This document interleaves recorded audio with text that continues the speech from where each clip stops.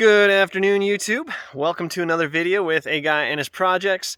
Today's video, I just want to touch on a couple things, mainly about what I say and why I say it, and some things that you guys have said in the comments that are not really concerning, but just worth discussing for a second. So in my videos, I will say a lot of times, I'm not a mechanic, I'm not an engineer, I'm not qualified, certified, or anything like that to work on my vehicles or show you how to work on your vehicles. I'm just a dude just like you trying to figure out how to fix things, how to make the cars run and keep my family on the road and not stuck there. Keep my family moving on the road, I should say. And that's what it's about. I'm not a mechanic, I'm not certified. I'll say I don't know what I'm doing. You guys will come back and say, well, obviously you do. Although I appreciate that and it's a nice confidence booster, the truth of the matter is I don't know what I'm doing, okay? A lot of this stuff I'm fairly mechanically inclined and I can dive in, I can figure it out, and I do figure it out. I've never had to take a vehicle to a mechanic after I've torn it apart. I've almost, but never had to. So I appreciate that, but in all reality, I'm just trying to figure it out. I'm doing things, working on things, and making it work. And that's kind of where I'm at. So you're more than welcome to follow along at your own risk. Just because I do something doesn't mean that's how you're supposed to do it. Pretty much I'm just shedding my viewpoint of how I'm fixing my problem. Doesn't mean that's how you're going to fix your problem. And it doesn't mean the method I use is the method you should use. What it means is I have a problem and this is how I'm fixing it. Follow along however you want to with that information. That said, so it almost looks like it comes across in my videos as I do everything. I do all of my own work. That is not true. I do most of my own work, but there's things that I leave to the pros. Man, these gnats are bad. I'm on my way home from work and I decided to film this video because I got another comment about, yes, you know what you're doing. Obviously, you know what you're doing, which I appreciate. Let me get back to that. I appreciate that comment, but I don't want you guys to think something that's not true, because I don't want you to follow me and then get yourself stuck and then think it's me and think I'm some horrible dude. So I don't know what I'm doing. Keep that in mind. But anyway, I was on my way home from work, got a comment, and I was like, you know what? There's this nice little pretty spot up here. I want to pull over and we'll just film this little video, and it's gorgeous right now. So an example of things that I take to the mechanic, let me flip my camera around, is this vehicle right here. My Nissan Titan. This is a 2004 Nissan Titan. I recently introduced it. You guys know it. You've seen it once now, at least, maybe a couple times. I took this to the mechanic. When I bought this truck, there was some clicking and some clunking. If you watch my intro video, I go over that. I didn't know what it was. I couldn't figure it out. I kind of narrowed it down over time to either the differential or maybe the transfer case, but I couldn't get that officially. Well, I went to town with my family one night, and on the way home, whatever was working on braking broke. And it pretty much came down to, I thought it was the drive shaft. I could still drive, but I couldn't drive over 35 miles an hour. It had the power, it just got really, really obnoxiously noisy, and I didn't feel right. So I kept it under 35, drove about 20 miles home, and we got home just fine, took it to the mechanic. First thought was differential, and then when I was listening to it, I'm like, oh, I don't know, maybe it's the transfer case. And then the more I listen to it, I'm like, oh, I don't know what this is. Maybe it's the transmission. I don't know. I'm not a diagnostic mechanic. I don't know what I'm doing. So I took this Nissan and I dropped it off at the mechanic shop, okay? A little mechanic here in Sturgis, South Dakota. And I dropped it off and left it with them and told them to fix it. Well, they called me back the next day and said, hey, we think it's your transfer case. We need to get one. I was like, okay, get a transfer case, whatever you got to do. They found a used one from a local junkyard. I really appreciated that. And they got the transfer case in. Okay. Now, we hoped that was the problem. And it was at least half the problem. The full problem continued because it wasn't only the transfer case. It ended up being both the transfer case and the rear diff. So the transfer case bearing, the main bearing in there, pretty much fried itself, I guess, became loose, and it was vibrating the drive shaft, or this is the thought. It was vibrating the drive shaft, which in turn put a lot of stress on the differential, which in turn broke the, I don't know what it's called, the there's a pin that holds the spider gears and the whatever it holds, I don't know, and that sheared off. When that sheared off, it caused a lot of damage on the ring and pinion and the spider gears themselves, so that was trashed. Of course, we didn't find this out till, you know, a week after I dropped it off, because they took care of the transfer case, had to wait on the junkyard, all that stuff, and well, it just took some time to figure out. So we figured out the differential issue. I took an opportunity, talked to him, said, hey, while this is a part, I'd like this to be off-road capable, or more so capable than it is. What do we got to do to put a locker in there? So we did some investigating, and we decided to go with Yukon gear, and we got the Grizzly, I think it's the Grizzly locker. Essentially, it's the drop-in, limited slip, posi traction, whatever you want to call it, locker. And I got a ring gear and pinion. I got all the shims and the pieces and the parts, and the little mechanic didn't want to order it themselves because they just didn't want to. So I ordered it, brought it over to him, said, hey, here's everything. Well, what ended up happening is the next day they called, and the ring and pinion that Yukon sent me was the wrong size. It was the right box, the right part number on the right box, but the ring and pinion inside were like half the size they should have been. In fact, the styrofoam packing, the imprints were big enough for the right size pieces, but they put these super small ones in.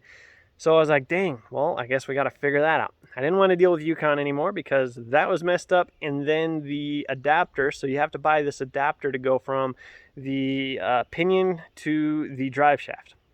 And I ordered the right one. Again, correct part number on the box, correct box, wrong part in the box. So I didn't want to deal with Yukon at this point. So I went with Drivetrain America, got some Dana Spicer ring and pinion and adapter, and brought that back to the mechanic. They put it in, and all is well. So part of what I did today is I actually didn't even tell my wife I was stopping or taking this little dirt road on my way home, so she's probably already wondering why it's taking me so long to get home. This was a very whimsical moment where I just saw a dirt road on my way home from work. I'm like, oh, let's do a video. So here we are. And I will say, so with the locker in the rear, and I'll link all this stuff down below with the correct part numbers. So the locker in the rear, this is four-wheel drive. It's not the Pro 4X version. There's no electronic locker in this rear, but now it's got the posi traction locker. Hitting these dirt roads is actually quite a bit different.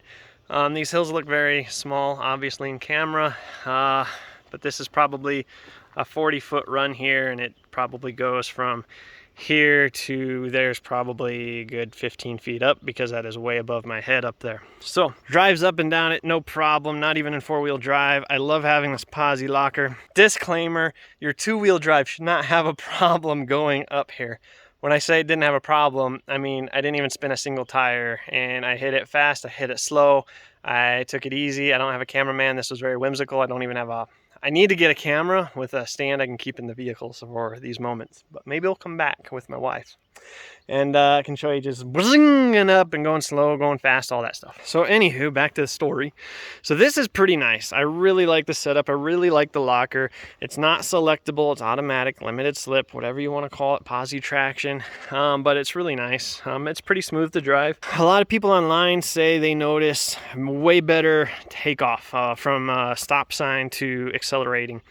I have noticed that. I didn't think I would. I figured it was another one of those in-your-head things. So I feel like the truck feels much more confident about taking off. I really don't know how else to describe it. Anywho, really sweet. I like it. It cost a bit of money, but I took advantage of a bad situation and tried to make the truck better. Anyway, I don't even remember what I was talking about now, other than I really like this Titan. I really like the rear end now. I'm not a rear end guy, but I like this rear end. And I really like the posi traction locker from Yukon. I think Yukon has some really bad packaging stuff at the factory right now, which is very typical with everybody. In the last couple of years, I've ordered a crap ton of parts that were wrong. Not my wrong, but manufacturer's wrong. I've returned a lot of parts, and it's really depressing. I think it's a COVID issue, but that's when it all started, on my end anyway. Just receiving crappy crap all the time.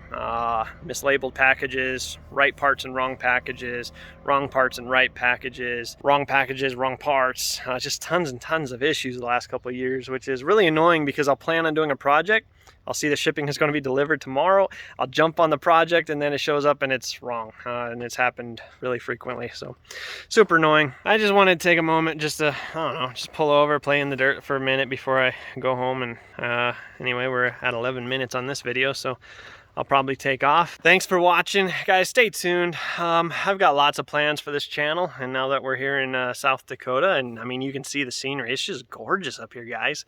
I get 3/4 of the state might not be, but where I'm at, it's gorgeous. And really want to get out here, do some camping, some hiking, some driving, and get as much as we can on film that might interest you guys. So if you guys want me to do something different, let me know. Be constructive about it. If you just send me nasty comments, I'm not going to read them. I don't really care. So yeah, so let me know. Stay tuned. I'll keep them coming.